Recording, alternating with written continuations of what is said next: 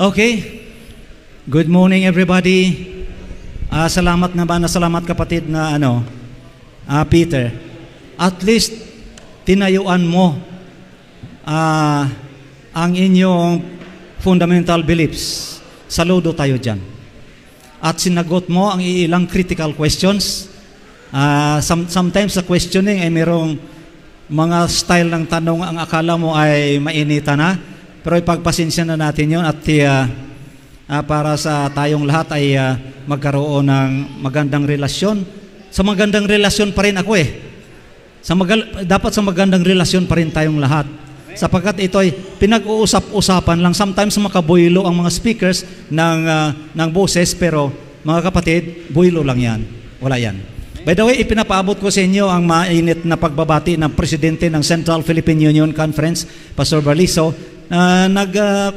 Talagang nagko-communicate yan siya na ipaabot ang kanyang greetings kung saan-saan man kami magpunta. Ang kanyang executive secretary ngayon ay si Pastor Caleb Makirang at ang kanyang treasurer ay si Pastor Inapan, nagpapaabot ng regards, lalo't-lalo na sa ating mga kapatid na mula sa Isdam Church. Okay po, nakikita niyo po ng ating pag-uusap ngayon, pagpaliwanagan lang po ito at hindi ito debate.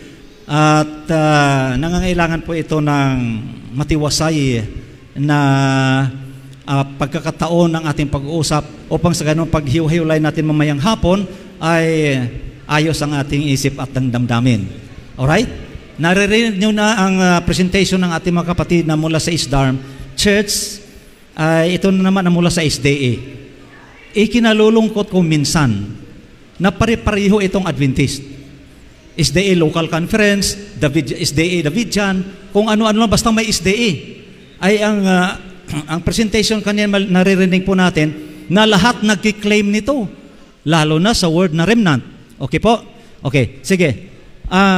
Ito po kasi sa SDA Objections Answered na, ulo ng page dito, pakita ko sa inyo mamaya. Ang sabi po ay ganito, libro po ito ng Isdarm. The large class, ang large class ay ang Seventh-day Adventist daw ito, does not qualify as the remnant church. Tama yung dineliver kanina, na hindi daw tayo ang remnant. Which will go through, ang large class daw will go through the kingdom for as long time now she had laid down the banner and compromised with Satan. If this is the large class, ang large class ay magkukompromiso kay Satanas. Ayan ang nakasulat sa kanilang libro. Babalik po tayo dito sa prophetic forecast patungkol sa iglesia, sa katapusan na iglesia. Isa-summarize lang po natin. Ang tunay na iglesia ay na-introduce ng Diyos sa kanyang bayan. Nung dumating ang Israel, when Israel was created as a nation, ay doon katalaga ng Diyos ang kanyang iglesia, tunay, ang pagtuturo doon sa Israel. Ang Israel naman ay tumalikod sa pananampalataya. Okay? Mababasa na po natin sa Matthew 16:18, si Kristo ay tumayo ng kanyang sariling iglesia. Ang iglesia naman na tinayo ni Kristo, na sabi nila iglesia ni Kristo, ay tumaliko din. Sa Acts, tumaliko din. Kaya tinawag ang ibang tupa. Ang ibang tupa ay hindi na ito mga Israel, kundi, mga Cebuano na ito, mga Tagalog na, Australian, American, European, iba na ito, hindi ito Israel. Okay, at sila ang nagtanggap ng pananampalataya sa kay Panginoong Hesukristo. Dumating, nabanggit kanina, ang 1,260 years of dark ages. Doon ang iglesia na compromise na naman. May remnant lang na natira. Ang remnant ay mababasa na sa Revelation na tumago sa ilang. Na ang ilang sa history, Amerika. Hindi na natin i-elaborate yan. Okay, pagdating ng panahon, ganito po ang nangyari. Kasi ito po ang time frame ng tinatawag na restoration of the church. Mula sa pagtalikod noong 70 AD ang Jerusalem, pangalawang winasak ng mga kaaway. Okay. At ito po ang prophecy sa Daniel 8:14. And they said unto me, unto 2,300 days or years, then shall the sanctuary be cleansed. Sa King James Version, to shortcut and to summarize, after the 2,300 years, the sanctuary shall be cleansed. Hindi maliwanag masyado sa King James Version, pero basahin mo sa Catholic Version. Instead that then the sanctuary shall be cleansed, then the temple shall be restored. Ang ibig po sabihin, yung templo that was destroyed in Jerusalem, last destruction in 70 AD, shall be restored in a proper time and in a proper place. Mula doon sa wilderness sa Amerika, i-restore po ito sa proper place and then sa proper time. Ang proper time ay may frame. Ito po ay 2,300 years na kung balikan natin ang kasaysayan, ang history, nagmumula ng 457 BC down through 1844 AD, exactly 2,300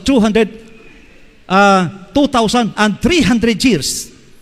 From 457 to 1844, ito po ang restoration period after the 2,300 years. That was in 1844. Ay walang Adventistang mag-ayaw niyan sapagkat nasa prophecy yan. Conforme silang lahat dyan, maliban lang sa hindi nakaintindi nito. Alright, now, punta na tayo. Kasi ang pinag-uusapan po dito ay remnant, yung mga nalabi. Siguro, dahil sa naririnig po natin kanina, na maraming nagkiklaim nito, maski sino-sino na lang. Adventist din sila, remnant din sila. Siguro basahin na lang natin sa sulat ng pioneer ng Adventist na si Ellen G. White. Okay? Basahin na lang po natin ito. Merong bayan ang Diyos. Selected Messages, Book 2, page 66. God is leading out a people. He has a chosen people, a church on earth, whom He has made a depository of His law. He committed to them sacred trust and eternal truth to be given to the world. So may bayan ang Diyos na Kanya, na diniposituhan niya ng kautosan ng Diyos at kinomiter sa kanilang kamay. Sino po ito? Sige, patuloy po tayo. Ito po, TM 58. Let all be careful not to make an outcry against the only people who are fulfilling description given to the remnant people who keep His who keep the commandments of God and have the faith of Jesus, who are exalting the standard of righteousness in these last days. God has a distinct people, a church on earth, second to none. Ang ibig po sabihin nito ay wala ng iba, second to none, but superior in all their facilities to teach the truth, to vindicate the law of God. God has divinely appointed agencies, men whom He is leading, who have borne the heat and burden of the day, who are cooperating with heavenly instrumentalities to advance the kingdom of Christ in the world. Let all unite with these chosen agents. Mga kapatid ko at mga kaibigan, ay miro palang iglesia ang bayan ng Diyos, second to none, wala ng iba. Sino po ito? Sige, let all unite with these chosen agents. Sino po itong mga pinili ng Diyos? Testimonies Volume 7, 138. Seventh-day Adventists have been chosen by God as a peculiar people separate from the world. By the great cleaver of truth, He has cut out from quarry of the world and brought them into connection with Himself. He has made them representatives and called them to be ambassadors for Him in the last work of salvation.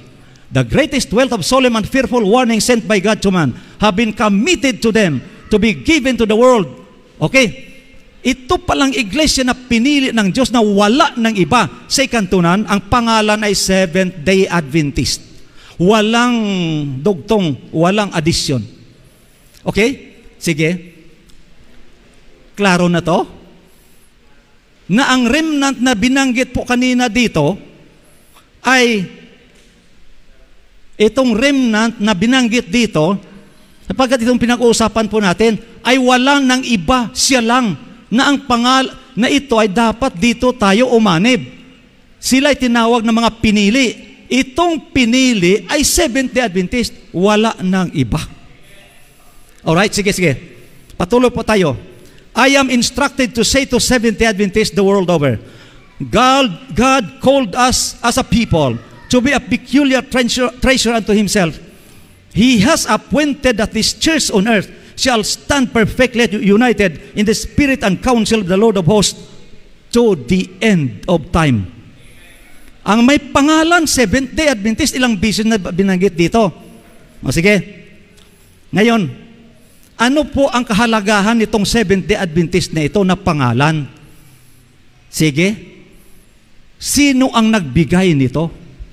Ang ibig sabihin po dito, isa lang ang pangalan na binigay, hindi dapat dagdagan.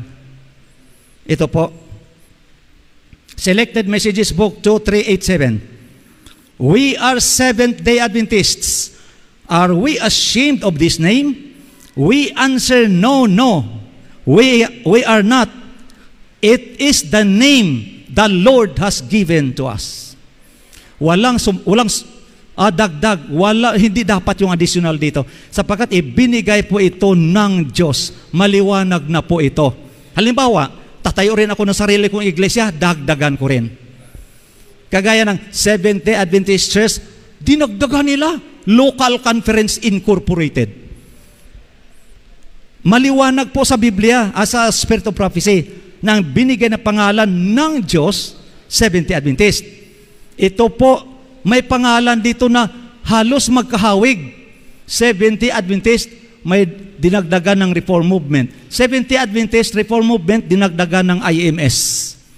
Para tama yung kanina para ma-identify, ma-differentiate. Tama yun. Para ma-differentiate, kung ginaya rin ang Seventh-day Adventist, may mga ano yung pagtawag nito? Copyright? Trademark. Naka-trademark yung mga pangalan na yan. Kita mo? Kita mo yung IMS? Pareho sila na SDA Reform Movement. Dinagdagan niya naman ng IMS. Para ma-differentiate na naman. Alam po natin na magkalaban ng mortal itong dalawa, pero pagpasensya na natin yan. Okay? Now, ito na po. Balik tayo sa SDA Objections Answered. Pages 72 and 73. Ganito po. Our denominational name is Seventh-day Adventist Reform Movement. The complement Reform Movement is an addition. Dinagdag lang po ito to our name to differentiate our organization from that of the large class.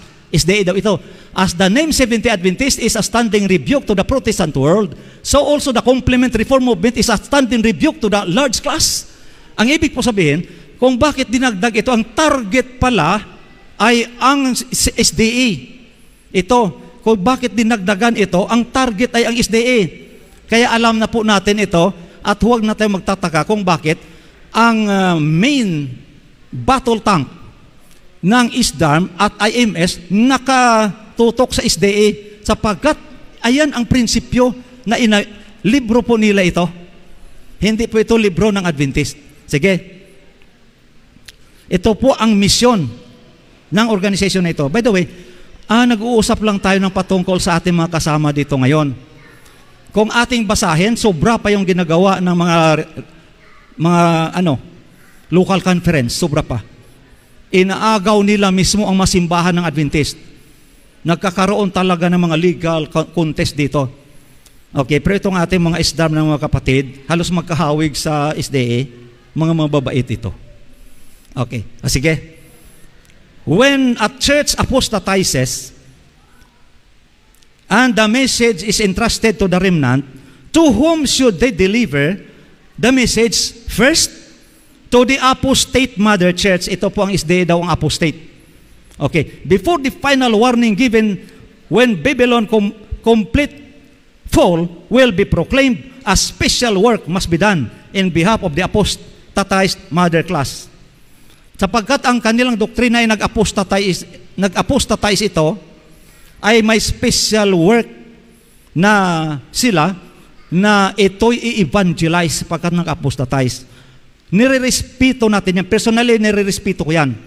Dapat lang, kung ito ay nag-apostatize, dapat i-evangelize nila na sila ang nag-reform. Ang problema, ang IMS ganun din ang balita. Sila rin ang mag-reforma sa SDA. ganon din ang Elijah, ganon din ang Davidian, ganon din ang local conference at mga remnant church, ayan, marami. Ganon din ang kanilang claim. Patuloy po tayo. Sa isa nilang booklet ng pagtawag ay The Other Angel, page 30, at dito po, nabanggit nila, although God's remnants may be called offshoots, accusers, separatists, deceivers, etc., they have the solemn duty to deliver the message which the Lord commanded to be proclaimed. To proclaim. These messages are the gracious invitation of the gospel and the straight truth found in Isaiah 51:8. Ano po yung nakalagay sa Isaiah 51:8? Nagagamitin nila as a solemn duty kung paano nila i-evangelize ang Seventh-day Adventist Church. Okay? Another book is the Objections Answered. Balik po tayo dito. 106. Kanina, it's their solemn duty. Ngayon, it's their sacred duty. The Bible tells us that it is our sacred duty to show the sins of God's professed people. Ang God's professed people dito sa kanila ay itong SDA. Ay sila daw ang maglathala ng kasalanan ng SDA na ginamit ang Isaiah 58:1 na ang sabi po ay ganito, humiyaw ka ng malakas, huwag kang magpigil, ilakas mo ang iyong tinig na parang pakakak at inyong ipahayag sa aking bayan ang kanilang pagsalangsang at ang sangbahayan ni Jacob ang kanilang mga kasalanan. Ay kinlem nila ito na sila ang sinugo na humiyaw ng kasalanan ng mga Adventista, kaya huwag kayong magtaka na ang main target ay ang SDA. Sapagkat dito sila kumuha ng prinsipyong ito. Dahil sa naniniwala po tayo na tinatawag na religious freedom at religious expression, freedom of expression, okay lang. Tiisin nyo mga Adventista sapagkat ito nga ang nangyayari at realidad ngayon. Mula noon pa hanggang ngayon. Kaya, alam nyo na kung bakit ang tira ay sa Adventista palagi. Ang sabi po dito, punta po tayo sa authority. Kasi kanina pinag-uusapan kung sino itong remnant. Okay yun. Tama ang topiko eh. Sino itong remnant? Ito ba'y kung sino-sino lang? Hindi po pwede. Tama yung kanina, hindi pwede. Mayroon talagang nalabi na iglesia.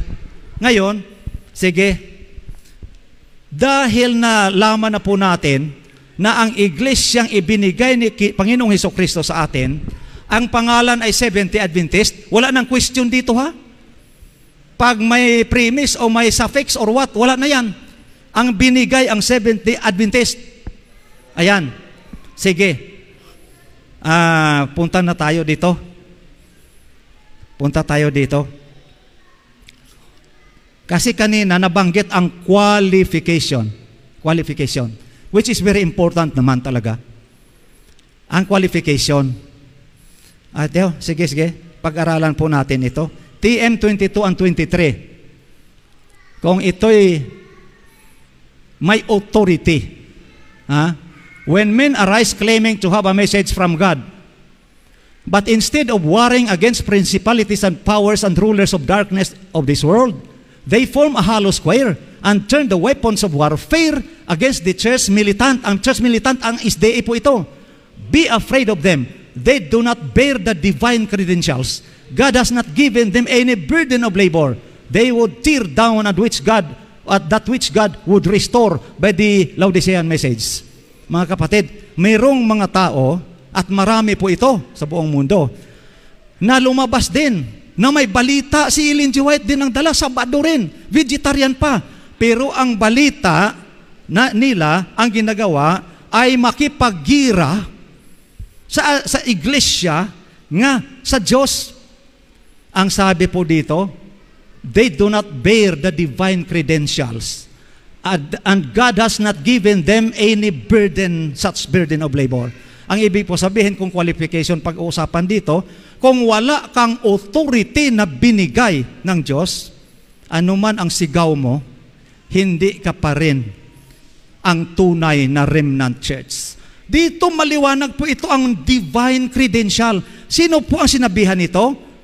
No, sa panahon na sinulat ang TM 22 and 23, wala pa ba ang remnant, wala pa ba ang SDA reform? 1914 na lang. So dito, ang divine credential na binanggit ni Mrs. White, kasi nung panahon pa ni Ellen G. White, malayo pang remnant, marami ng offshoot sa Adventist. Kaya nakatuon po ito sa mga lumabas at nangangaral din. Wala palang divine credential. Number 1 pa lang yan, ha? Number 2, they do not have the right. These men had no right to place them in the framework of errors, making it appear that it was the voice of God from heaven giving the loud cry that the church, His chosen people, who are keeping His commandments, are called Babylon, and His people are to come out of them. Manuscript 21. Ito pala ang mga nagsasabi, Babylonia kayo o harlot kayo ng Babylon. Ha? At dapat lumabas na kayo sa Seventh-day Adventist Church. Wala palang mga karapatan yan. Walang karapatan na magsabi ng ganyan. Sabi ni Mrs. White. Hindi ko nababasahin lahat yung punto dito kasi ang nasasabi ni Ellen G. White ay yung man nagtuturo ng Iglesia Adventista ay Babylonia ay kagaya ng tinuturo ni Satanas. Pareho sila.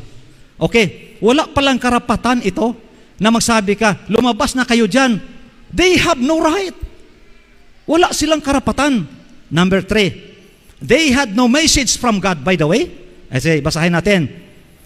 The Lord has not given you a message to call the Seventh-day Adventists Babylon and to call the people of God come out of her. Hindi pala binigay ng Diyos sa kanila ito. Number 1, wala silang divine credential. Number 2, wala silang karapatan magsabi niyan. Okay, dito, hindi binigay ng Diyos ang mensahe sa kanila na ang Iglesia Adventista ay Babylon o lumabas ka na dyan. All the reasons you may present cannot have weight with me on this subject because the Lord has given me decided light that opposition to such message. The message to pronounce the SJE Church Babylon and call the people to come out does not come from any heavenly messenger. Kita mo yan mga kapatid? Wala pala ito sa heavenly messenger o hindi naman ito binigay itong mensahe sa mga tao lalo nang walang karapatan magsabi nito. Pero ang tinatawag na poder o pribilehiyo, may pribilehiyo pero walang karapatan. Alright? Number 4, they are not handling the truth. Ito na. I have written long letters at different times to those who were accusing the Church of Seventh-day Adventists of being Babylon, that they are not handling the truth, and the word has been given me. Believe them not. I have not sent them, and yet they run. Selected Messages, Book 2, page 63. Kaya walang divine credential, walang karapatan. Pero pwede mangaral. Kaya lang, hindi ko sila pinadala. Subalit, tumatakbo at nangangaral. Okay lang. Karapatan niya ng bawat isa. Pero sa scripture, walang karapatan. Number 5, God has not given them this work to do. Believe them not. Ito TM 51 and 52. Believe them not. They are allying themselves with the enemies of God and the truth. From such turn away, have no fellowship with their message. However much they may quote the testimonies and seek to entrench themselves behind them, receive them not. And for God has not given them this work to do. Understood na yan, ha? That is self-explanatory. Number 6, they will misinterpret and misapply the counsels and warnings to the church. Review and Herald, 1893. They will deceive the people and mix up the error of the testimonies of Sister White and use her name to give influence to their work. They make such selection from the testimonies as they think they can twist to support their positions and place them in setting of falsehood so that their error may have weight and be accepted by the people. They misinterpret and misapply that which God has given to the church to warn, counsel, reprove, comfort, encourage those who shall make up the remnant of God. Ito po, binanggit na naman ang remnant.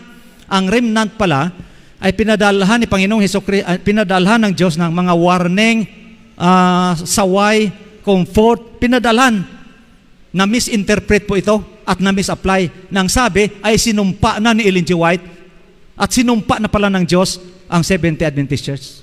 Na misinterpret po ito. Tama nga sa Biblia. Great Controversy 3:9-5. Satan is the accuser of the brethren, and it is his spirit which inspires men to watch for the errors and defects of the Lord's people, and to hold them up to notice while their good deeds are passed by without a mention. Naka-notice kayo mga kapatid? Napapansin nyo ba ito? Hindi lang po ang ISDARM, hindi lang. Yung IMS, yung lahat ng mga opsyots, walang mabuti sa mga SDE. Panay kasamaan na lang maririnig mo. Wala. Kung sila lang ang maghukom, impirno na tayong lahat. Wala na itong pag-asa. Kaya lang, mabuti lang may spirit of prophecy na siya nga ang nagbigay sa atin ng kaliwanagan kung paano na dapat ipagpatawad po ito at pagpasensya sapagkat mayroon talagang lalabas ng mga tao na ganito. O sige po, sunod. Nothing, Selected Messages Book 2, 397. Nothing in this world so dear to God as His church. Ay mahal na mahal pala ng Diyos itong kanyang iglesia. With jealous care He guards those who seek Him. The Lord has not forsaken His people. Kasi sabi nila, tinalikuran na ng Diyos ang Iglesia Adventista, tinalikuran na. Kaya mga Adventistang iba, lumabas din sapagkat ang introduction ganito, come out of her my people. Sapagkat, bakit? Sapagkat tinalikuran na ng Diyos ang Iglesia Adventista ay nag-apostatize na. O marami mga Adventistang lumabas na ang sabi dito na deceive lang. Ito po, nothing is in this world so dear to God as His church. With jealous care He guards those who seek Him. The Lord has not forsaken His people. Satan points to the mistakes that they have done. Ay marami talagang kasawayan sa iglesia. Alam niyo kung bakit? Alangan naman si Satanas magpunta doon sa kanya. Siyempre dito sa hindi kanya. Para marami siyang malinlang at marami nga nalinlang. Okay? Pag sinabi mo na wala ito sa inyo, pag sinabi ng isang offshoot group ng Adventist na sila ay wala nito, ibig po sabihin, hindi si Satanas pumupunta sa kanila. Dito sa Iglesia Adventista, sapagkat itong ang target ng kaaway. Kaya dito pumupunta. Sige, Satan points to the mistakes that they have done and tries to make them believe that they separate themselves from God. Evil angels seek in every way to discourage those who are striving for victory over sin. They hold up over their past unworthiness and present their case as hopeless. Kaya mga kapatid, pag binasa mo ang kanilang mga literatures at makinig ka sa kanila, wala ng pag-asa ang Adventista. Baka nakikita nyo din sa mga internet nyo, may si Gypte na urita dyan. 1994 pa, nag-close na ang probation sa Adventist. Wala na. Ay, saan tayo ngayon pupunta? Pag tinanong mo ang bawat separated group, sabi ni Urita, dito sa amin, punta. Ay, di, may mga Adventista doon na ngayon. Ang sabi ng local conference, dito sa amin sapagkat kami ang tunay na iglesia. Kami ang local conference, kasi local conference daw yung iglesia. Ubos ang mga Adventista. Kung yan ay susundin kung susundin ito ng mga Adventista, lahat na Adventista, mas scatter kung saan-saan na lang. Pero mabuti lang, may guidance sa Spirit of Prophecy at sa Biblia. Sige. Ito po, sa 1890 po ito. Satan constantly presents the sins and wrongs of those who claim to be children of God and taunts the angel of God with their defects. Ang lahat na kasalanan, yun na lang ang sa kanila. Kasalanan ng mga Adventista. Testimonies for the Church, Volume 1, 569. God loves His people who keep His commandments and reproves them not because they are the worst, but because they are the best people in the world. Totoo nga na halos pinagalitan ang church sapagkat maraming pasaway. Ako kaagad na pastor, ayaw kong sabihin na hindi ako pasaway. Pasaway. Prangka. Pasaway. Mga Adventista, dapat lang pagalitan.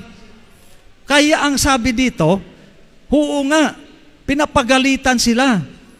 Hindi dahil sila'y mga masasama. kundi mabubuti. Basahin nyo. God loves His people who keep His commandments and reproves them not because they are the worst, but because they are the best. 30 minutes. Mahaba pa. Gusto ko na mag-stop ngayon eh. May 30 minutes pa pala. Okay. Apostasy in the remnant church. Dito na. Kasi pinag-uusapan po dito yung mga yung remnant, yung nalabi. Nalabi. Ang nalabi, mga kapatid, hindi na question ito kung alin ang tunay na iglesia sa katapusang mga araw. Sapagkat pinangalanan na sa Spirit of Prophecy na 70 Adventist ang iglesia, ang pangalan ng iglesia. Wala nang dapat pag-usapan pa dyan. Ngayon, kung ang pag-uusapan naman ang remnant, sino ang natira sa tunay na iglesia? Sa 70 Adventist, sino? Ayan, sino ang natira? Yan ang question. Sapagkat, baka ma-offend yung mga Adventista, ha? I think I am correct. Sa lahat pang irelihiyon sa mundo, ang may pinakamaraming opsyon, ang 70 Adventist Church. Ito ang pinakamaraming opsyon. Hindi yung hindi yung Baptist, hindi yung iba, ang 70 Adventist Church. Kaya ang title dito, Apostasy in the Remnant Church. Saan nangyayari ang pagtalikod sa pananampalataya?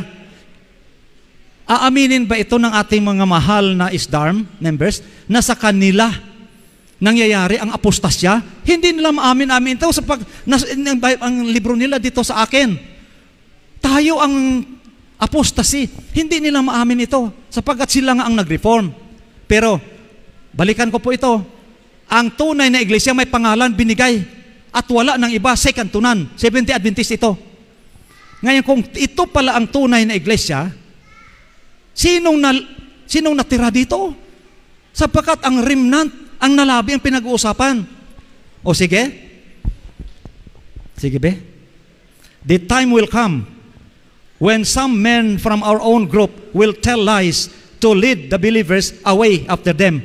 Ay, ang sabi po sa Biblia sa panahon ng mga apostoles, dadating ang panahon na sa atin mismo galing, naku po mga kaibigan, hindi galing sa labas, galing dito sa loob. Ang magtuturo ng mga baliktad na doktrina, dito sa loob galing yan. Hindi sa labas, tama yung sila eh.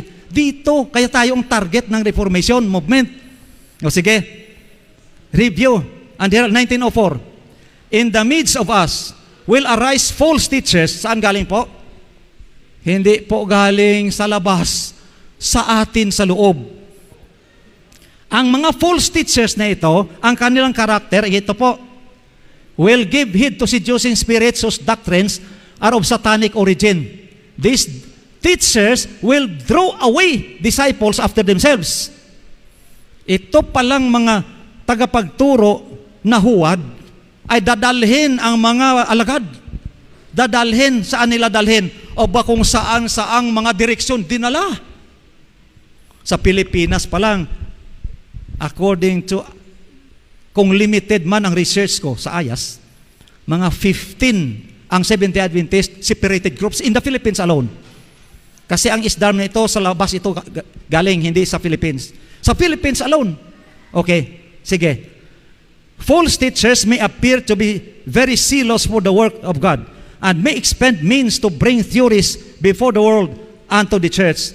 But as they mingle error and truth, their message is one of deception and will lead souls into false paths.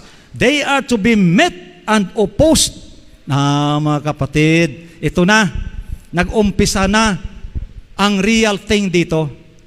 Wala problema kung lumabas man ang lahat at nagtayo ng kanilang iglesia doon sa labas. Pero ang warning po dito, they are to be met and opposed. May order pala dito sa testimonies ni Mrs. White.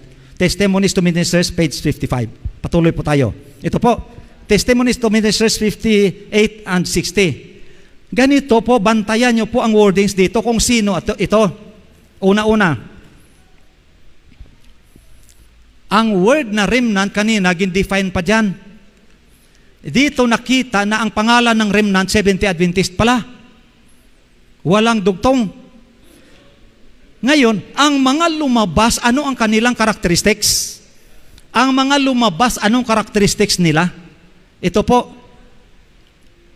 now the Spirit speaketh expressly that in the latter times some shall depart from the faith, giving heed to seducing spirits and doctrines of devils. Ano po ang kanilang daladalang doktrina ng mga lumabas sa pananampalataya? My brother, I learned that you are taking the position that the SDA Church is Babylon, and that all that would be saved must come out of her. Ayan pala ang doktrina ng dyablo na binanggit mismo sa Testimonies to Ministers.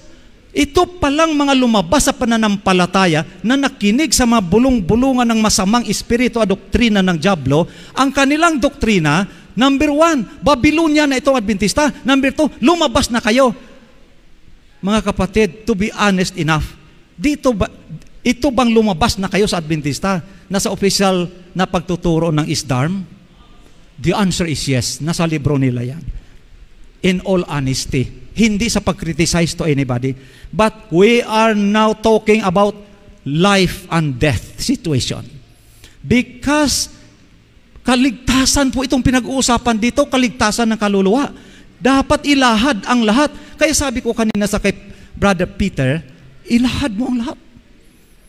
Baka mayroong tidbits of good information dyan. Kaya ganyan ginagawa ko rin sa mga SDA local conference. Baka nyo Adventista kung gusto nyo. Sapagkat baka mayroong katotohanan dyan. Basta tiyakin nyo na itong mga katotohanan ito, ang inyong sasabihin, mas sobra pa dito. Ngayon, dito nakita ng identification ng mga lumabas, depart from the faith. Ang doktrina nila, dito mo ma-identify kung sino sila. Ang kanilang doktrina, lumabas ka sa Iglesia Adventista, ginagamit pang Biblia nga, come out of her, my people. Doktrina pala ng Yahweh yan. Doktrina ng dyablo ito. Okay? Doktrina ng dyablo. Maliwanag na po ito. I think tapos ng usapan dito kung hindi pa tapos ang panahon, ang time ko. Sige. Therefore, Babylon, ito po, kung ganito pala, ito ba turo din ng ISDARM? Tingnan po natin ito.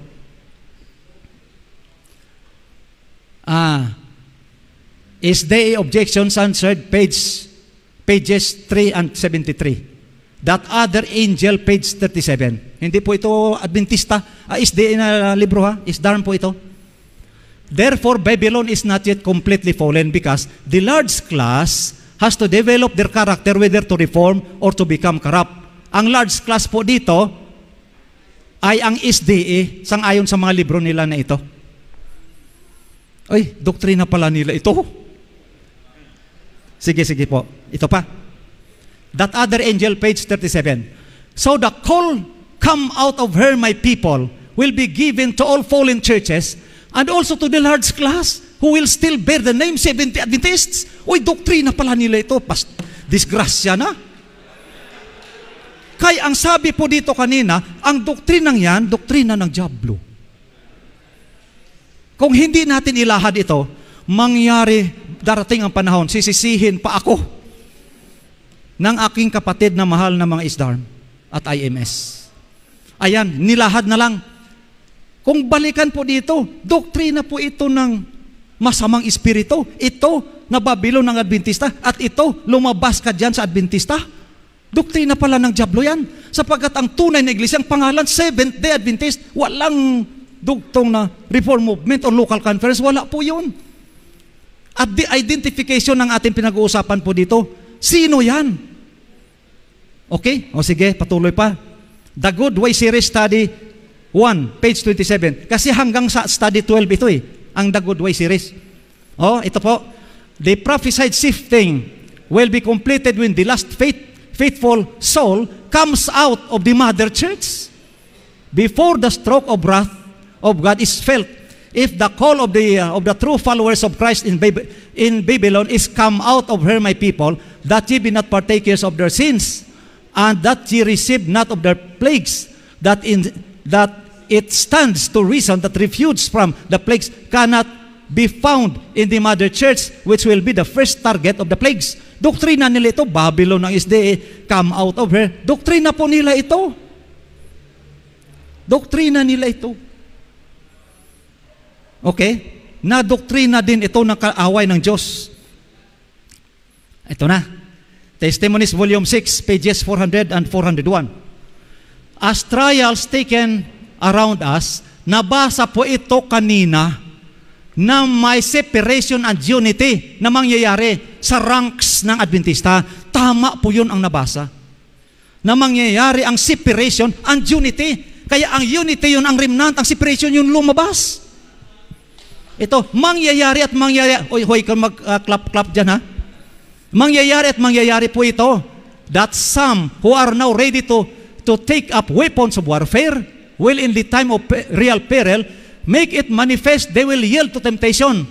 Those who have that great light and precious privileges but have not improved them will under the one pretext or another go out from us. Sinong us po ito?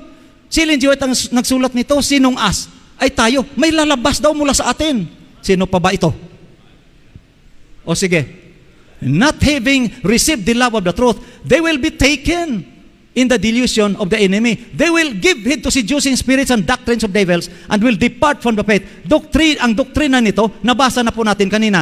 Kaya ang separation na unity na predict ni Ellen G. White dito, nangyayari ng anoon pa at nangyayari hanggang ngayon. May unity nga at may separation. At marami ang nag-separate. Iba-iba ang pangalan. Basahin po natin yung mamaya. Sige. That other angel, page 24. Libro nila ito, hindi atin. This is actually took place in 1914 to 1918, yung First World War. The angel of Revelation 18 had to do its work in separate group. Mga kapatid, sandali lang po. Balikan po natin ito kasi kanina, ang delivery ay nag-concentrate sa gira. Sa gira noong 1914. Mga kapatid, ay hindi bali. Sapagkat ang mga Adventista daw sa Europe ay sa Germany ay sumali sa gira nung si Hitler, Adolf Hitler, ay nag-declare na lahat ng mga lalaki i-enlist sa military.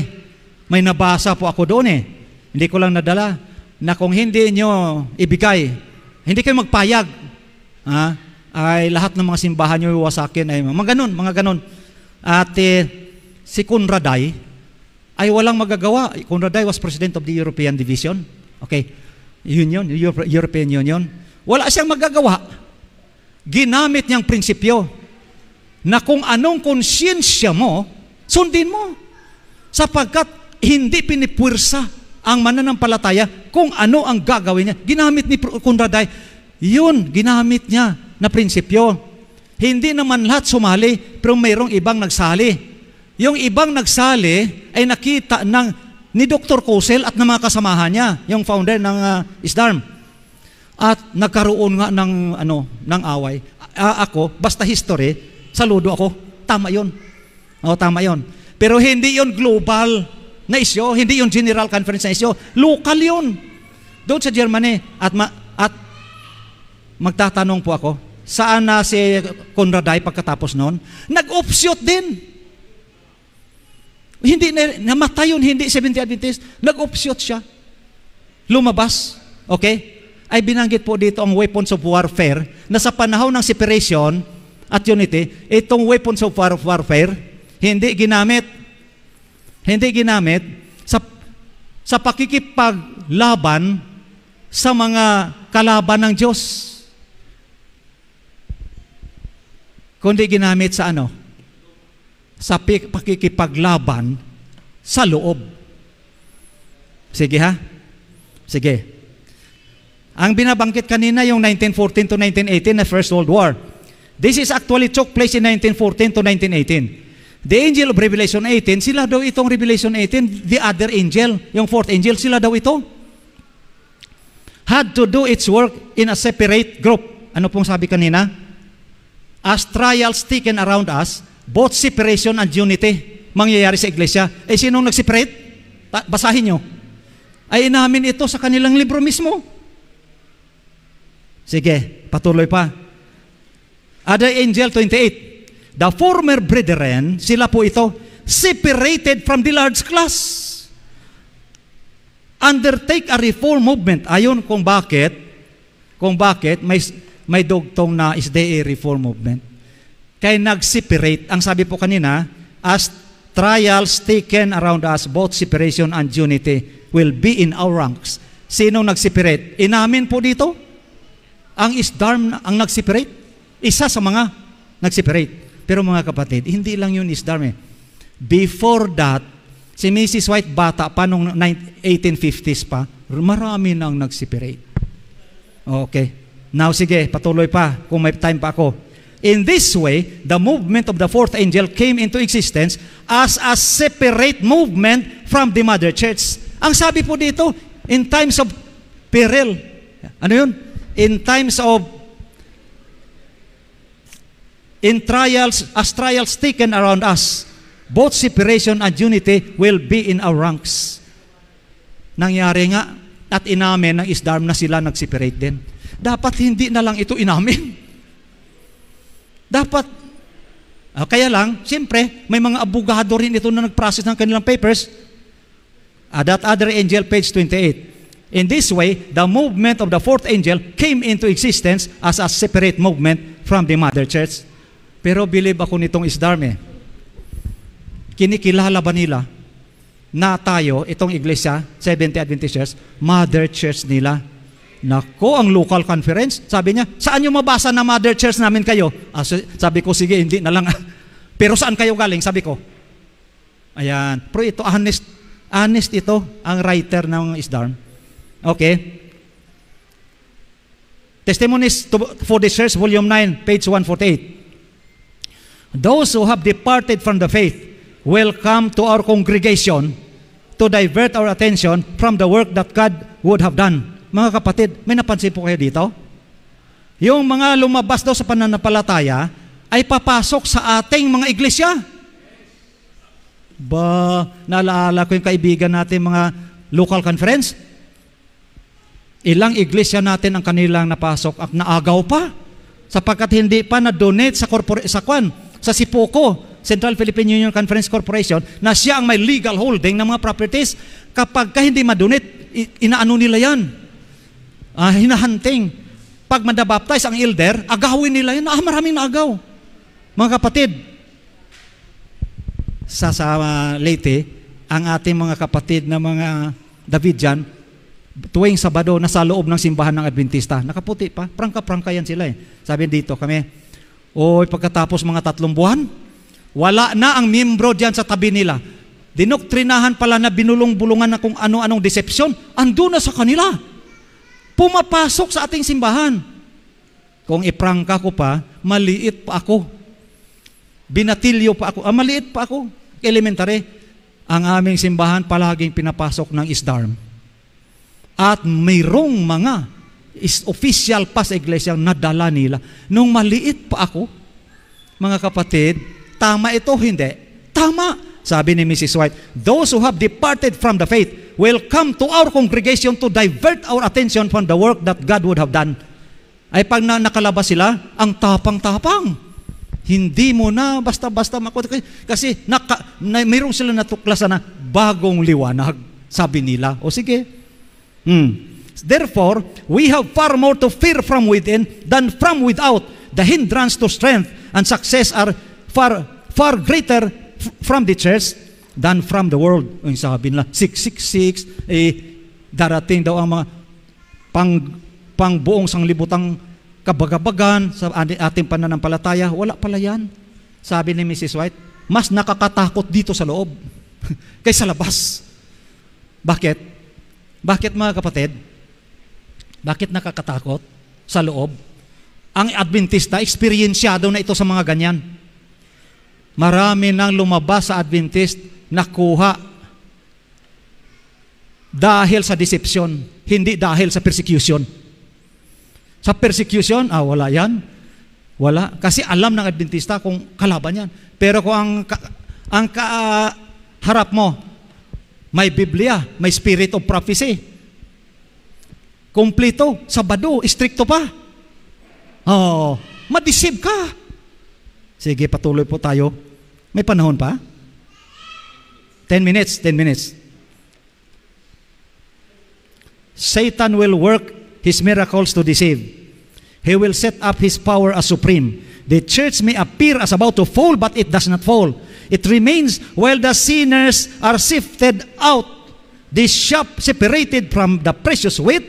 This is a terrible ordeal, but nevertheless, it must take place. Ay may wheat po, may chaff and wheat po dito, na ang chaff ay siyang lalabas, ay matitira ang trigo. Ganyan po. So, be not deceived. Select the Messages, Book 1, page 197. Be not deceived. Many will depart from the faith, giving heed to seducing spirits and doctrines of devils. We have now before us this alpha of this danger. The omega will be of a most startling nature. Ay may alpha and omega dito. Kaya ang alpha, panahon ni Ellen G. White. Ang omega, panahon natin. Mas grabe itong omega of apostasy dito. Okay, the alpha, saglit lang po ito. Sa alpha, from after 1844, many separations occurred. Mababasa po ito sa SDA Objections Answered. Page 113. Isdam na libro po ito. Sabi po nila ganito, we know that the church could not avoid the rising of apostate movements. Tama po ito.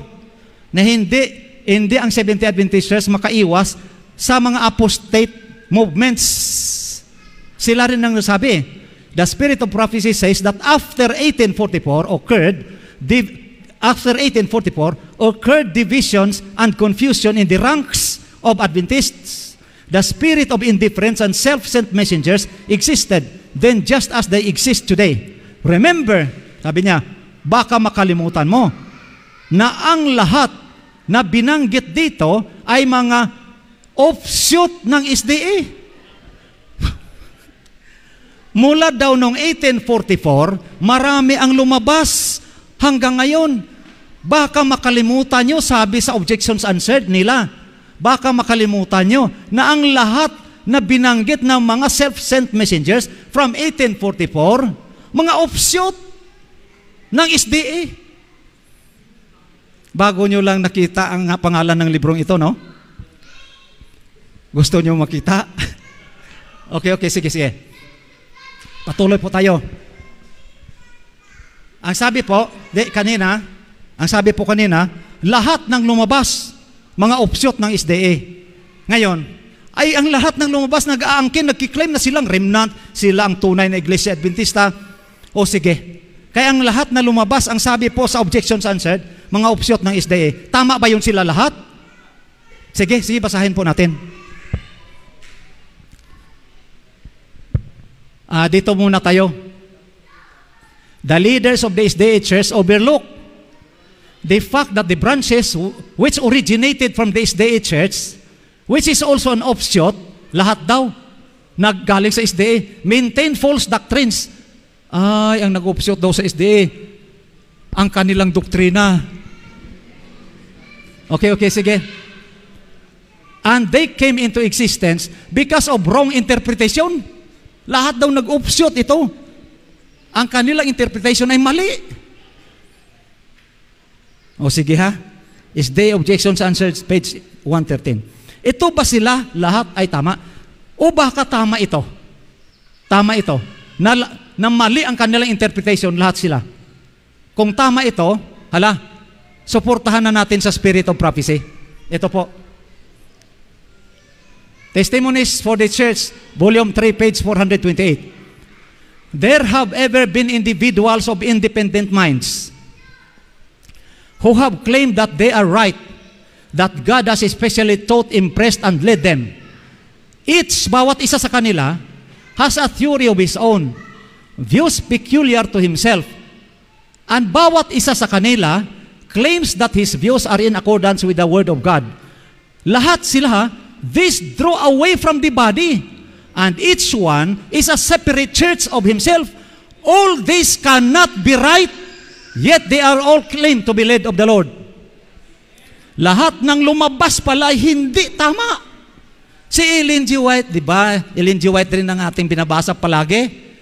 Ang sabi po natin kaibigan, ang sulat ng mga writers ng ISDARM, lahat ng lumabas sa SDA na offshoot, mali ang interpretasyon. Tama sila sapagkat sabi dito, lahat sila all this cannot be right. Lahat sa kanila, nag-separate church. ISDARM, IMS, SDA, local conference, Davidian, kung sino-sino dyan. Lahat sila hindi tama. I think, hanggang dito na lang ako muna. Alam nyo, tapos na no? Tapos na? 5 minutes. Ano po? 5 minutes. Ayoko ng 5 minutes pa. Gusto ko na uminom ng tubig. Kasi, alam nyo mga kapatid, marami pa tayong mga bagay na pag-uusapan. Kaya lang, pumunta na lang tayo dito sa diretsahan. Marami po itong hinanay ko. Depende sa topiko. Ay ito, inano ko lang, piniresen ko lang sa inyo. Sapagkat, pati kayo mga Adventista kayo, ako ang sisisihin nyo sa huli. Bakit hindi nilahad ito? Anong sabi sa akin ng debater ng Adventista Mindanao na nagpumasok sa local conference sa 39? Sabi niya, Pastor, bakit ngayon ka lang narinig? Bakit ngayon daw ako? Ay sabi ko nga, sapagkat ngayon lang tayo nagkita. Sabi niya, sana kung noon pa, hindi sana ako pumasok sa 39 na ito. Mga kapatid, pinasasalamatan ko rin pati yung 39. Alam niyo kung bakit? Ito ay isang hamon sa atin na mag-aral tayo ng banal na kasulatan at ng espiritu ng hula. Kaya mga kapatid, pinasasalamatan ko ang ating mga kapatid ng mga ano. Kaya kanina nag-uusap kami ni Brother Peter na ito ay presentasyon lang. Pagkatapos nito, mamayang alas 3 ng hapon, ay magkakaroon tayo ng reconciliation ceremony. Bakit alas 3 ang suggestion ko palagi? Magkaroon ng mga ganito na ako ang speaker. Because 3 o'clock in the afternoon was the beginning of the evening sacrifice. Sa morning and evening sacrifice, doon sa earthly sanctuary, ang alas 3 ng hapon ay pamuno, umpisa ng evening sacrifice. Huwag tayong magtaka na si Panginoong Hesukristo ipinako at namatay sa cross by 3 o'clock in the afternoon. Kaya yun pala ang katuparan ng evening sacrifice sa earthly sanctuary. And this ends my presentation this morning. Thank you very much for listening. May God bless you.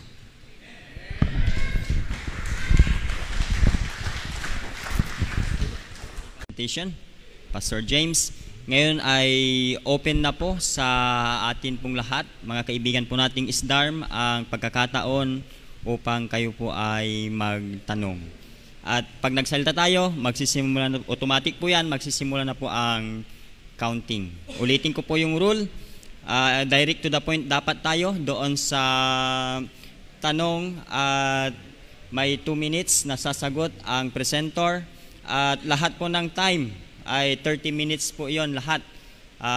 Makakaasa po kayo na pati yung tanong po ninyo ay nakasali na po yan sa tanong, sa time. Okay? Siguro ipalapit lang dito yung magtanong. Ipalapit lang dito para yung mic. Ipasis mo dyan.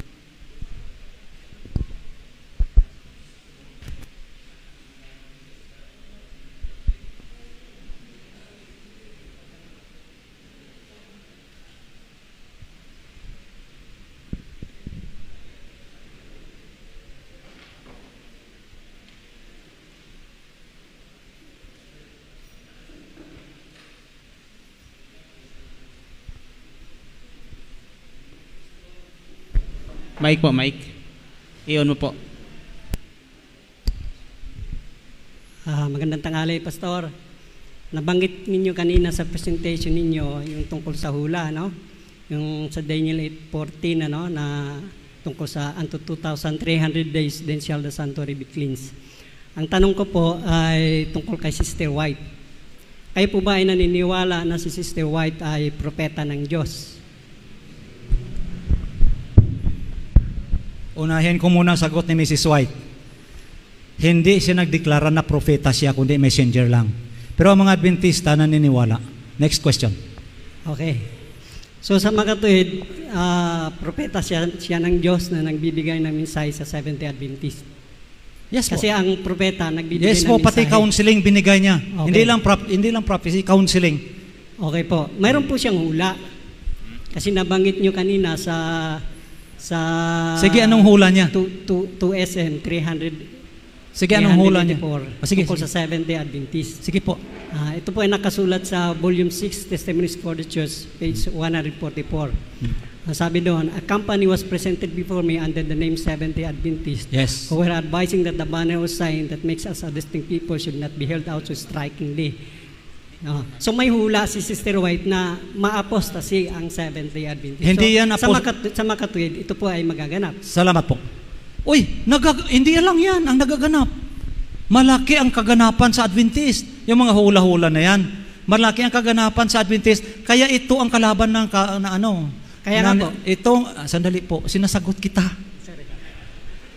Ito kasi ang kalaban ng dyablo. Kasi Mrs. White mismo nakita niya na ito'y dudumugin talaga ng dyablo ito. Kaya ang lahat ng mga hulam mangyayari dito sa Adventista, iyan ay isang signal na ito ang tunay na iglesia sapagkat kalaban siya. Sige na. Next question. Ganito po yun. Next question. Sige, next question. Sige. Okay, post na time. Mayroon pa pong hula tungkol sa Stop the time, Seventh-day stop the time. Adventist. So nabanggit po ninyo kanina. Stop the time.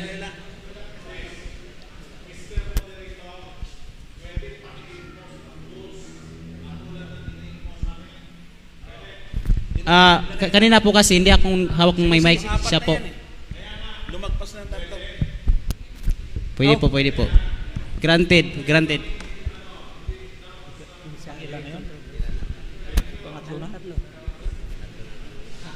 Pangapat.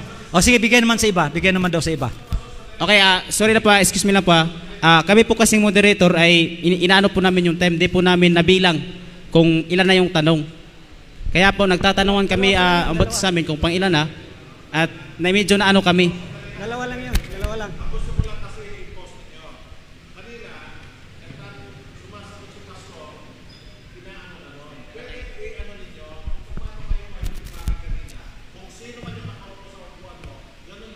Okay, thank you so much po, brother. Kanina po kasi as a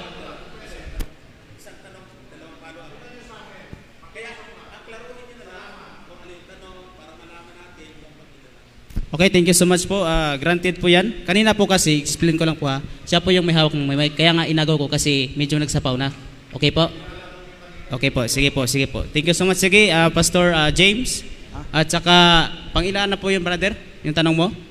Ano yung tanong kanina? Yung tungkol kay Sister White, kung kayo ba ay naniniwala na siya ay propeta ng nasagot Diyos. ko na yun. Kaya nga po. Tapos Okay. ang pinalo up ko, yung hula ni Sister White na ang Seventh-day Adventist ay mag-apostatize sa ngayon dun sa testimonies Ayan, po. pinresent ko na may apostasy na mangyayari sa Adventist. Kaya maraming lumabas kanina. Maraming lumabas from the SDA Church. Maraming nag-apostatize. Totoo yan. Nangyayari yan dito sa loob. Sa inyo, ganun din. May IMS din kayo na opsyot. Sige. Pangatlo po. Okay na po. Pangatlo. Okay na po. Okay na. Tatlo na pala. Nakatatlo. Sige. Okay, next na po. Sige po. 27 minutes and 39 seconds. Okay. Ito na mo tatanong. Sige po, sige. So ayon po sa letter 110-1902, yung Seventh-day Adventist po ay hindi basta pangalan, kundi kumakatawan sa katotohanan na dinadala ng Seventh-day Adventist. Question. Kayo po may naniniwala doon. Ngayon ang tanong ganito. Okay. Ano po yung mga katotohanan na kinakatawanan ng pangalang Seventh-day Adventist? Sagot, Kasi 2 sabi minutes. po, they have made us what we are. Sagot, 2 minutes. Okay. Pwede nyo na maklaim na kayo you live according to the word. Pwede mo maklaim yan. Lahat nagkiklaim yan. Pero ang tanong mo kanina, ano yung mga katotohanan na kinakatawanan ng pangalang Seventh-day Adventist? Oh yes, seventh day. Nangingilin ng araw ng Sabat. Adventist, naghihintay na ikalawang pagparito ni Panginoong Hesukristo. Ngayon na ikalawa ko pong tanong. Ayon sa 3SG 253-254, kayo po ba ay tunay na nangingilin ng araw ng Sabat o lumalabag sa araw ng Sabat? Tunay na nangingilin. Next question. O base nga po sa 253 to.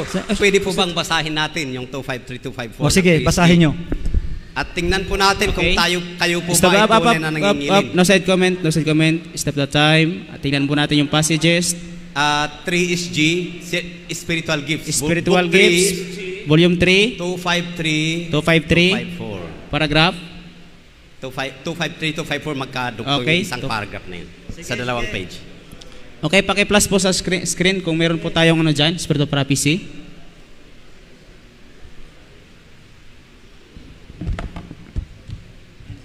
Paki-plus po.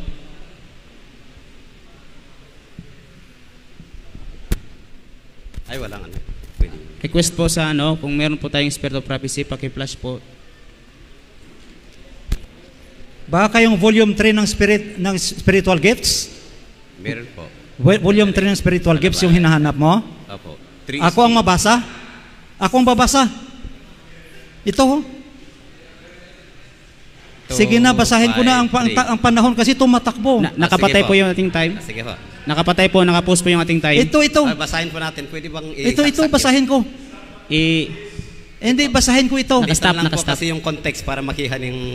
Basahin ko. Mahaba yun. Okay. Ito po ang hinahanap mo. Volume 3 of Spiritual Gifts, pages 253, page 253. Moderators, Toto 54. Toto 54. Basahin? O sige. Ibasa po. Andyan pala. Ay, sabay, pwede na dyan. O dito. Para may flash dyan. Ayan. O sige. Okay. resume the time, Ano 26 po, minutes and 13 seconds. The Lord is no less particular now in regard to His Sabbath than when He gave the foregoing special directions to the children of Israel. He required them to bake that which they would bake and sit, that is to boil that which they would sit on the 6th day, preparatory to the rest of the Sabbath. Those who neglect to prepare for the Sabbath on the 6th day and who cook food upon the Sabbath violate the fourth commandment and are transgressors of God's law. Question. Andun na po yung question ko kanina. Hindi, Kung kayo po ba ay nabubuhay ayon sa diwa ng pangalang Seventh-day Adventist? Ayon po dito sa nakasulat Okay, sagot na sa po. Opo. Sagot na po, 2 minutes. Opo. Ayon sa nakasulat. Opo, ayon sa nakasulat. Ayan sa nakasulat dyan, ang payo ni Mrs. White dyan, na dapat huwag magluto kung Sabado. Yan ang shortcut niya. Okay. Huwag magluto kung Sabado. Ang pinag-iusapan din yung Israel yan ha, sa Sinai. Sa Sinai. Ayan Sinai yan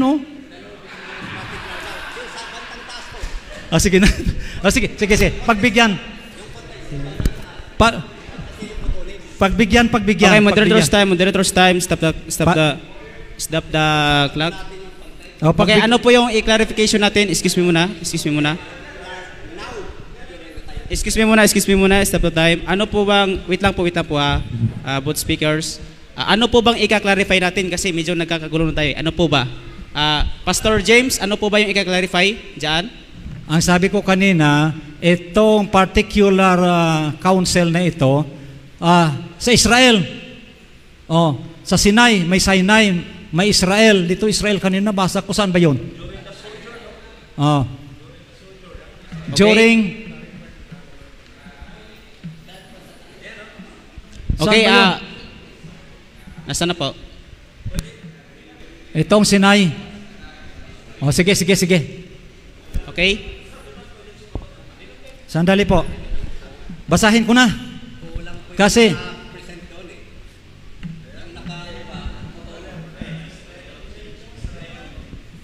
hindi, tama yun.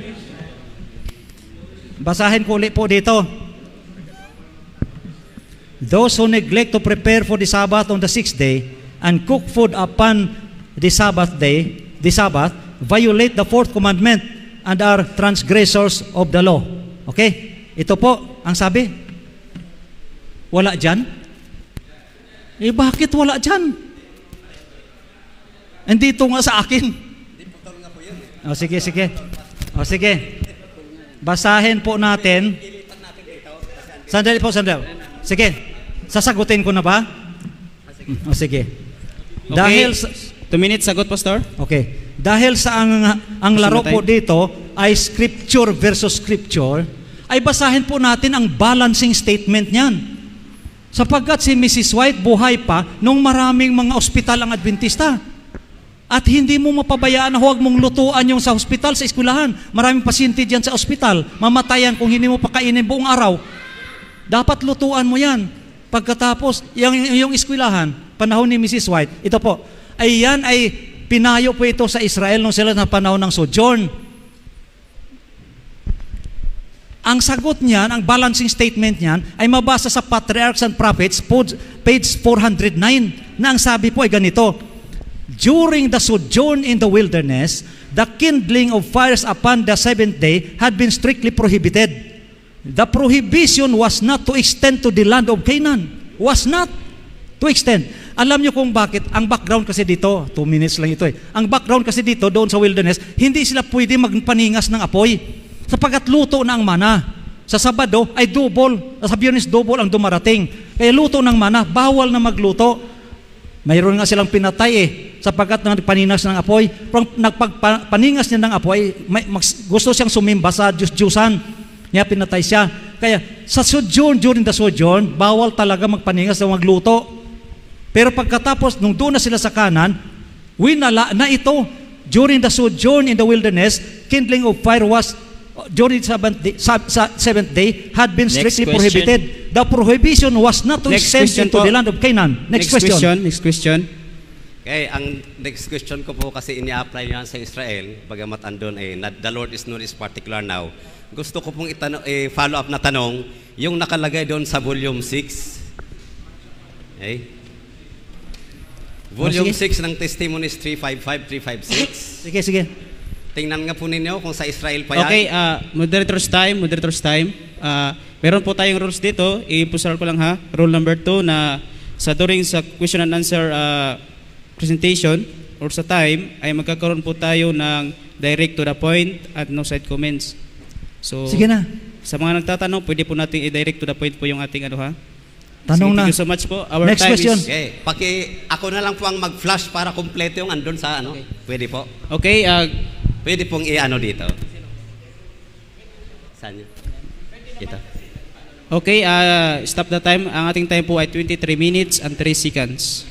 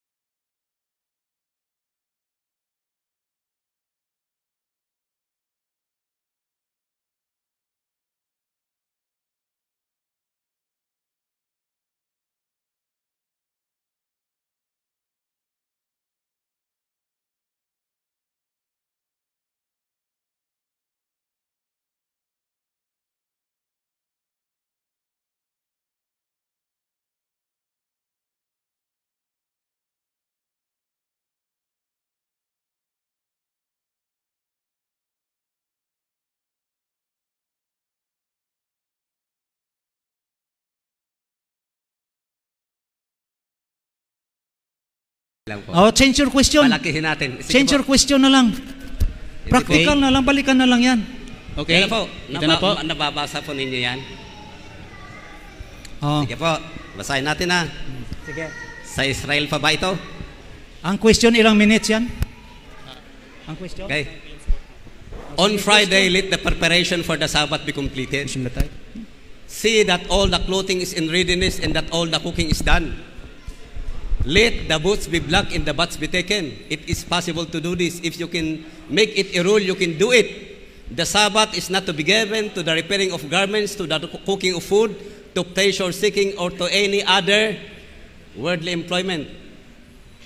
Ano po ang masasabi po ninyo dyan? Sige. Na ito ay suporta doon sa binasa natin kanina, that the Lord is no less particular now than when He gave the foregoing direction to the children of Israel. Okay, sagot po. Ayan po. Sige po. Ang sabi po diyan, ang lahat ng pagluto ay gagawin sa Biyernes. Sa Biyernes. Sa Bible na tayo magbasa ng sagot. Exodus chapter 12 verse 16. At sa unang araw ay magkaroon kayo ng isang banal na pagkakatipon. At sa ikapitong araw man ay magkakaroon din kayo ng isang banal na pagkakatipon. Walang anumang gawa na gagawin sa mga araw na yan, liban sa nayaong nararapat kanin ng bawat tao. Na siya lamang ang maaring gawin ninyo. Ay, may pwede palang gawin sa araw ng Sabado? Hindi mo pang i-question ang binasa ko. Huwag mo i-question yan. Mayroon palang pwede gawin sa Sabado, pagluto. Yan, yung para sa pagkain. Ang binasa mo ay kay Ellen G. White, huwag natin ipaaway yan sa banal na kasulatan. Kaya ang mga Adventistang kapatid nyo ay sumusunod ng banal na kasulatan. Sumusunod din sa kay Ellen G. White according to practical na pagsunod. Next question. Okay, wait lang po. Ang ginamit ninyo ay banal na kasulatan. Stop the time. Just time. Brother Marcelo, 3 beses lang po kayong magtatanong at saka yun na yung panghuli eh. Ay, yun ba yung panghuli? Hindi ba ito? Hindi. Opo. Hanggang 3 lang. Ikatlo lang ito. Hanggang 3 lang. po. Kasi kanina yun eh. Di ba Ay, paliwanag Peter? kanina nung hindi tanong yun eh.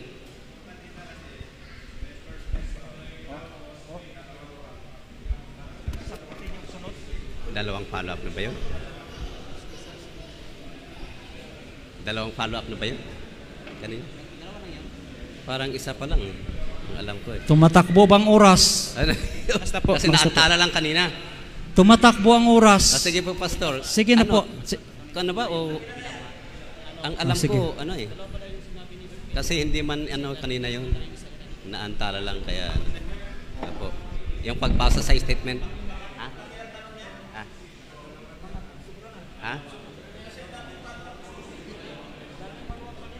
Hindi sa inyo nag-take note kung tatlo na ba? Ganitong gawin po natin. Pag nagtanong siguro, first question, tapos wag maingay habang nagsasalita kasi maka-count as follow-up yun.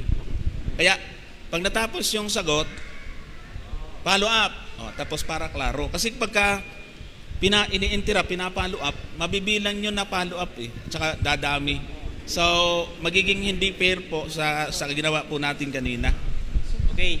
Maliwanag po yun ha. Salamat po Brother Jensen sa suggestion. So okay na po ba yun? Okay, meron pa tayong 21 minutes. Sa mga gustong magtanong, pwede po kayong magtanong dyan at lapit lang po kayo. Pwede sumagot ang panel eh. Opo. Yung panel nyo pwede sumagot, yung panel dito pwede rin. Sige, Yes tanong po. kayo ang panel dito na. Yes po, yes Sige. po. Para mabigyan ng pagkakataon ng panel. Salamat po. Yes po, yes po.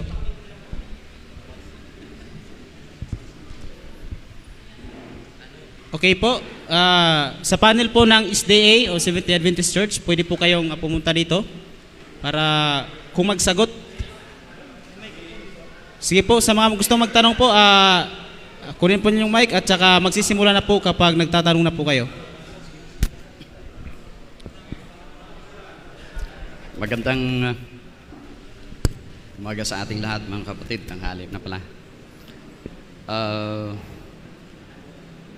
Doon sa presentation ni Pastor ay sinagot niya para magiging balanse ayon sa kanya ang ating pagkaunawa o sagot. At sinagot niya mula sa Bible yung tanong. Ngayon naman ay gusto kong linawin para maging malinaw sa lahat. Ano naman ang stand ninyo ang nakasulat dito sa Spirit of Prophecy? Kasi binasa ninyo kanina yung Bible. Gusto ko lang malinaw sa lahat dito, ano naman ang stand nyo sa nakasulat dito sa volume 6? Okay, 2 minutes. Sagot. Stop the time para sa paghanda. Okay, Bishop.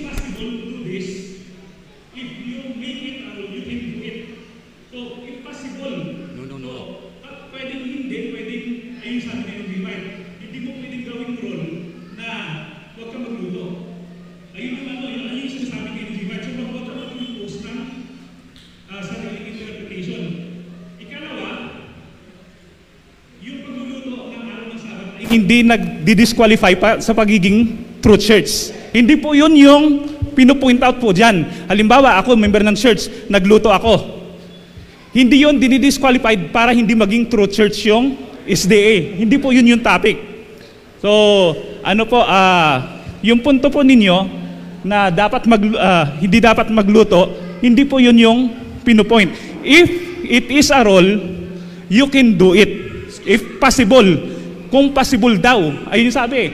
If possible, you can do it. Kapag hindi possible, you can do it. Ayun po yung sabi sa sabi ni Ellen G. White. Aha. Okay. So, next question. Next question. Pwede bang ibalik nyo yung statement? Pakibalik at sasagutan Pakibalik po natin. yung statement. Paki-flash po sa screen. Cut the time. Wala po akong nabasa doon na if possible. It is possible. Okay, resume Pero the time. pwede pong i-explain yun kasi yun yung in-explain mo kanina. If possible. Pero doon sa nabasa ko, it is possible. Can you explain it further? Simple lang Okay, ho 2 minutes. ito eh. Anong basa ho ninyo? It is possible to do this. If you, Yes. ano ho ang ibig sabihin ng if you? Tatagalogin ko. Kung ikaw. Okay? If you make it a rule. You can do it. Did you make this as your rule? Yes. Ikaw, hindi si Mrs. White. Ikaw ginawa mong rule, si Mrs. White hindi. Ha? Yun eh. Oh, if you make it a rule, you can do it. If you. Di ba? Ang tanong ko sa iyo kapatid, may nabasa ka, wala? Anong proof text? Mr. Marcelo, Okay, next hindi ito question. proof text. Sinabi to ni Next Mrs. question po. White. Next question. Oh, ang tanong, may nabasa ka? Yes? Oo? Next question po. O ano? Di ba? Kala ko sabi mo wala eh. Excuse me. Okay, next question. Next question. Okay, thank you for the Kilala answer. kilala na natin ang isa't Okay. isa. Thank you for the question because my purpose is that the people may understand how you understand Okay, that. okay. Okay? Yeah, yeah. So follow up. Hala, pangatlo. Last question. Last How question. about this what do you call that? Spirit of prophecy. Okay. Yung unang nabasa kanina Sige. na mayroong binanggit doon, gusto ko ring malinaw yon para sa lahat. Sige. Yung sinabi doon, those who cook food on Sabbath violates the fourth commandments. Okay. Sasagot mo na. This is Sasagot mo na. Hahati. to understand Hahating ko how you understand the statement for everybody's information. na. Okay. Aha. Ipapasok. Ayan ah. Yeah. Ayan ah. Okay. Say it. Those who cook food, ano po ang sabi dyan? Violate the fourth commandment. Ito, mga kapatid. Maliwanag. Nagba-violate. But, it doesn't disqualify. Kasi ang pinag-uusapan kanina pa dito, Remnant Church eh. Those. So, ibig sabihin, papaano yung mga hindi nagluluto? Hindi sa loob pa rin ng iglesia. Hindi pa rin ang usapan dito na porque may nagluluto sa loob, lalabas kayo, wala dun.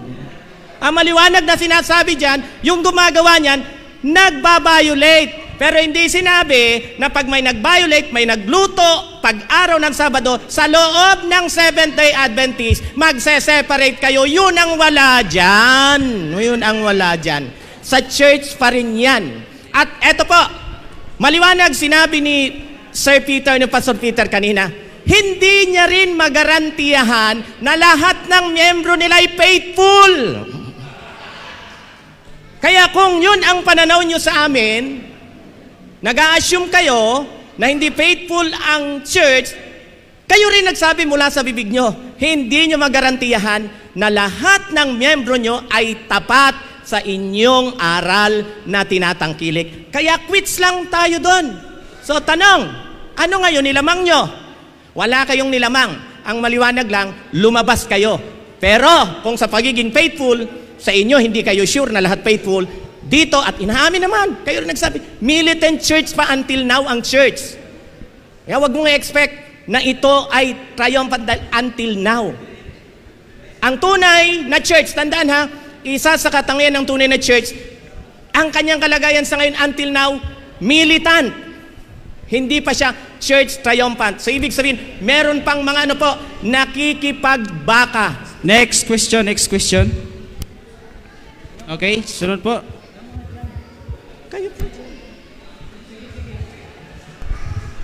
Ay, huwag nating sayangin yung mga oras. Mamaya-maya, magdaos na tayo ng reconciliation ceremony. O sige, pagkakataon na po ito, huwag niyo sayangin ang oras. Correct. O, bilis. Oh, kanya-kanya. Sagot-sagot, pastor. Ayan na. Sino naman sasagot yan? Oh, meron. Kayo, sino gusto?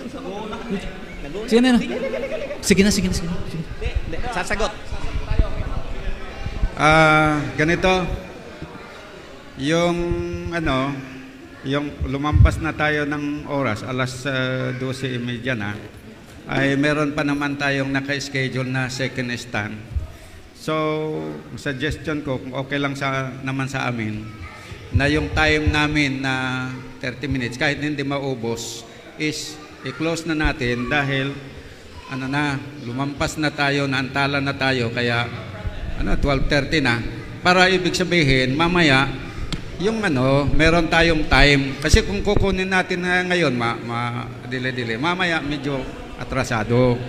So yun po ang aking suggestion, at sa aming panig okay naman sa amin yun, kahit na doon hindi kami magtatanong, walang problema po yun. Okay lang ba sa kasi meron pang presentation na tigay 1 oras kasi mamayang hapon. So, bigyan natin yun ng time. Huwag natin kunin yung actually, dapat hanggang 12 o'clock na tayo, pero di natin na bantayan. So, okay lang. Walang problema doon. Ako ngayong 5 minutes ko hindi ko na ginamit sa deliberation. Dahil ang 5 minutes ay alam ko na maglalampas na tayo ng panahon. Kaya sana kung magtanong kayo ay mabilis. Pagkatapos na isa, sunod naman isa. Sana. O mamayang hapon, sige. Okay. Magkuklose na tayo? Pastor? Pastor, pasensya na po ha. Pasensya na. Nakunan ba ako ng camera? Nakunan, no? Okay, thank you. Yan lang ho yan. Salamat ho. At least kita Okay, po worldwide. Thank you. Okay, as a moderator mamaya siguro, pasensya na po kung mayroong mga pagkukulang, pero mamaya sisikapin po namin maitupad yung ating rules and regulation ayon sa pagkasunduan. So, ang ating pong time po ay 12:35 na po, lunch na po talaga. Tayo po ay magre-resume. Anong oras po?